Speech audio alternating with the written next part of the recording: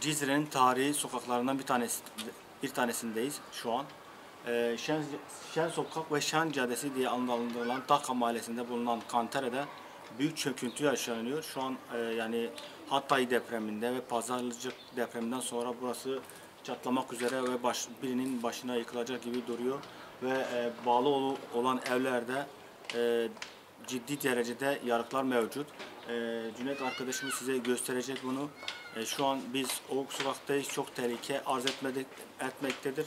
Acil bir durum içinde burayı restorasyon yapmamız gerekmektedir. Bu Cizre'nin tarihi sokaklarını elden geçirmemiz lazım. Ve Cizre sokakları o kadar tarihi ki bu Kantere'den 3 tane bulmaktaydı. Şu an bir tanesi ayakta durmakta. Ve bu da yıkılmak üzere. Sayın yetkililerden Cizre'nin tarihi sokaklarından bulunan Kantere'yi acil bir durumda restorasyonuna sokup bu bölge halkına kazandırması gerekiyor. Çünkü burada günde binlerce kişi buradan gidip geliyor ve bu tarihi yıktırmayalım, kalkındıralım, restorasyon yaptıralım. Şu an tüm yetkililere duyurulur.